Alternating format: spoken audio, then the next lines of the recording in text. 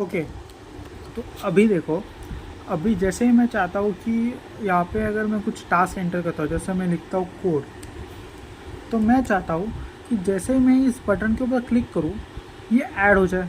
तो इस बटन पे क्लिक करने के ऊपर, ऐड टास्क नाम के बटन पर क्लिक करने पर कुछ तो परफॉर्म होना चाहिए। मतलब क्या, हमारा इवेंट परफॉर्म होना चाहिए। इवेंट के लिए हमने सीखा था ऐड इवेंट लिस्टनर नाम का function.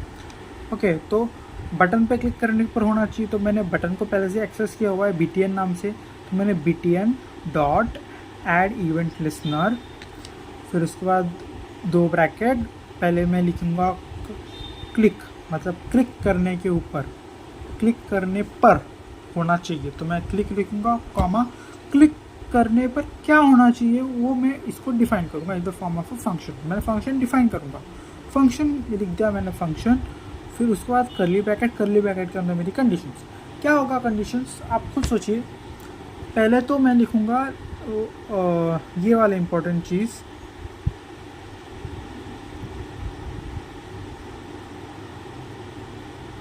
console.log input.value, console.log। Okay, ये कंसोल इग्नोर भी किया जा सकता है, इसको नहीं लिखेगा तो भी चलेगा।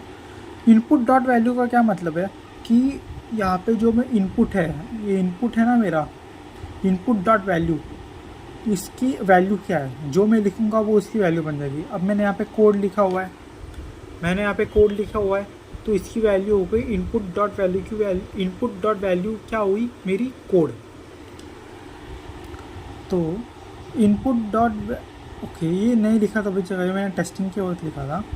और ओके, तो मैं क्या चाहता हूँ कि बटन पे क्लिक करने के ऊपर वो टास्क ऐड हो जाए। तो कैसे ऐड होगा, इसके लिए मैंने क्या किया आप देख सकते हो। मैंने पहले तो बटन, ओके, फंक्शन को डिफाइन करते वक्त मैंने क्या किया, एक आइटम क्रिएट किया है। आइटम में मैंने एक एलिमेंट क्रिएट किया है लिस्ट नाम से। क्यों, क्योंकि जो मेरा, देखो, मैं अगर चाहूँ कंसोल के ऊपर ये प्रिंट हो जाएगा input.value। अगर मैंने लिख दिया कोड, तो कोड कंसोल के ऊपर आ जाएगा कोड। मैंने लिखा वॉक, तो कंसोल के ऊपर आ जाएगा वॉक। लेकिन मैं कंसोल के ऊपर थोड़ी चाहता हूँ कुछ हो, मैं तो चाहता हूँ कि मेरे स्क्रीन के ऊपर दिखे। स्क्रीन के ऊपर मतलब मेरा टू डू ऐप जो मैंने क्रिएट किया हुआ है, मैं यहाँ पे थोड़ी चाहता हूँ कुछ हो। ये तो कंसोल पे कुछ भी आने दो, मैं लिख सकता हूँ console.log। मैं चाहता हूँ यहाँ पे लिस्ट में ऐड हो, कोड यहाँ पे ऐड हो। तो उसके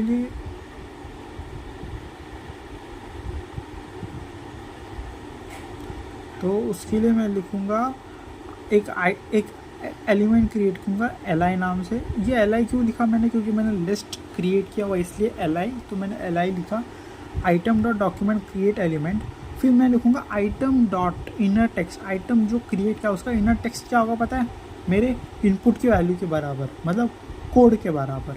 मतलब ये जो आइटम यहाँ पे ऐड होगा उसका वैल्यू क्या होगा, इनपुट डॉट वैल्यू। अब कोड है तो कोड होगा, स्लीप है तो स्लीप होगा, वॉक है तो वॉक होगा। आइटम का वैल्यू इनर टेक्स्ट। और उसके बाद मैंने लिखा, नीचे लिखा है ul डॉट अपेंड आइटम।